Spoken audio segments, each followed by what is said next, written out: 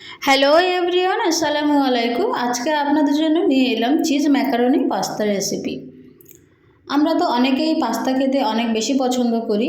তো এটা চিজে ভরপুর একটা পাস্তা রেসিপি। চলুন দেখে নেওয়া যাক আজকের রেসিপি। প্রথমে আমি একটা পাত্রে নিয়ে নিয়েছি 2 কাপ পরিমাণ জল। জলটা আমি গরম হতে দিয়েছি, আর সাথে দিয়ে দিচ্ছি একটু লবণ এবং 1 টিস্পুন কুকিং অয়েল। এটা দেওয়ার ফলে পাস্তাটা সিদ্ধ করার সময় গায়ে গায়ে লেগে যাবে না বা জড়িয়ে যাবে না।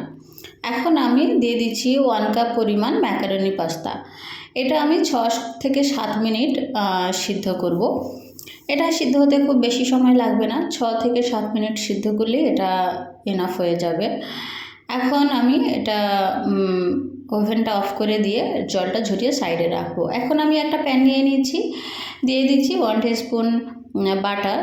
এটা আমি বাটার দিয়েই রান্না করব। আর দিয়ে দিচ্ছি 1/2 টিস্পুন আদা এবং রসুন বাটা। আপনারা চাইলে আদা এবং রসুনটা কুচি করে দিয়ে দিতে পারেন, সেটাতে বেটার হয়। এখন আমি দিয়ে দেব পেঁয়াজ। আমি এখানে 1/2 কাপ পরিমাণ পেঁয়াজ দিয়ে দিয়েছি, ছোট ছোট কিউব আকারে কেটে। এটা আমি বাটারের সঙ্গে পেঁয়াজটা খুব ভালোভাবে একবার নেড়ে নেব। আর পেঁয়াজটা আমি হালকা একটু লালচে ভাব নেওয়া পর্যন্ত নাড়তে থাকবো। এরপরেই আমরা দিয়ে দেব টমেটো। আমরা এখানে টমেটোর পিউরি ব্যবহার করব। আমি একটা মাঝারি সাইজের টমেটো আগে থেকে গ্রেট করে রেখেছিলাম, সেটাই দিয়ে দিলাম পেঁয়াজের উপরে। এটা আমি একবার খুব ভালোভাবে নেড়ে দেব এবং এরপরেই আমি দিয়ে দেব লবণ।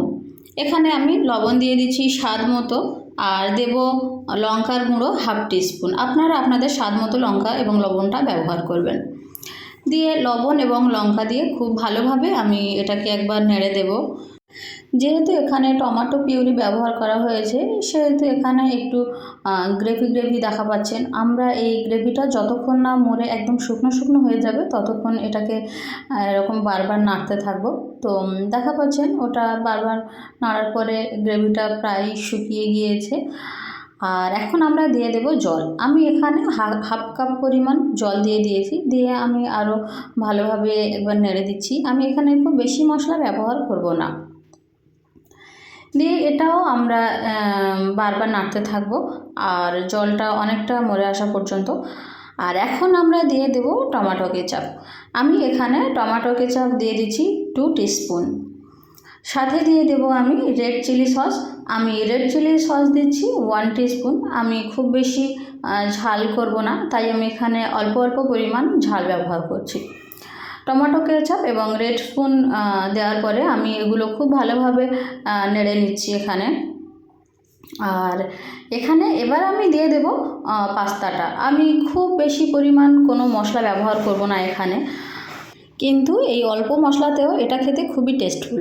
আপনারা অনেকেই মনে করেন যে মশলা কম মানে কোনো রান্না ভালো হবে না বা খেতে ভালো হবে না, কিন্তু অনেক কিছু আছে যেটাতে কম মশলায় খেতে ভালো লাগে বা অনেক ভালো রান্না হয়।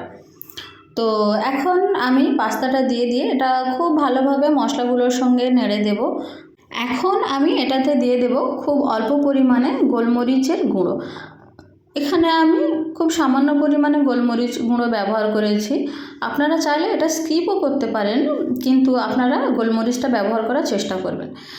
এখন আমি গোলমরিচের গুঁড়োটা দেওয়ার পরে আরও একবার পাস্তাটা খুব ভালোভাবে নাড়াচাড়া করে নেব। আর এরপরেই আমি দিয়ে দেব এখানে বাটার। এখানে আমি 1/2 টিস্পুন দিয়ে দিচ্ছি বাটার। আমি এটা রান্নার প্রথমেই বাটার ইউজ করেছি, আর এখনও আমি দিয়ে দেব বাটার। এটা লাস্ট পজিশন সেহেতু আমি আরও একবার বাটারটা দিয়ে দেব। সেক্ষেত্রে এর স্মেলটা খুব ভালো আসে। আর আপনারা দেখেছেন আমি রান্নার প্রথমেই বাটার ব্যবহার করেছি। আপনারা যদি বাটার দিতে না চান সেক্ষেত্রে কুকিং অয়েলও ব্যবহার করতে পারেন, সেটাতে কোনো সমস্যা হবে না। তো আমি এখানে 2 বারই বাটার দিয়েছি, আপনারা চাইলে একবার দিতে পারেন।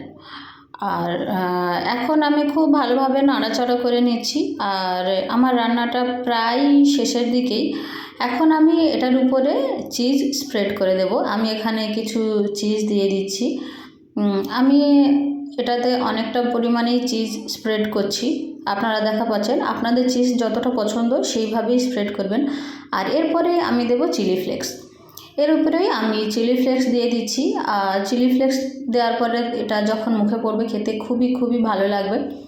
চিলি ফ্লেক্স দেওয়ার পরে আমি ওভেনটা অফ করে দেব, দিয়েই ঢাকা দিয়ে দেব 5 মিনিটের জন্য। আপনারা চাইলে ওভেনটা আরও 2-1 মিনিট অন রাখতে পারেন, তবে সেটা খুবই খুবই লো ফ্লেমেই রাখতে হবে।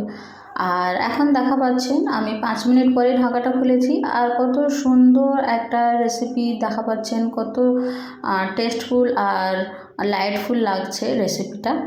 আর এটা খেতে হয়েছিল খুবই টেস্টি। তবে আপনারা যারা চিজ পছন্দ করেন না তাদের জন্য এই রেসিপি একদমই নয়। যারা চিজ পছন্দ করেন তারা এই রেসিপিটি অবশ্যই করে ট্রাই করবেন। তো এই ছিল আমার আজকের রেসিপি, চিজ ম্যাকারনি পাস্তা।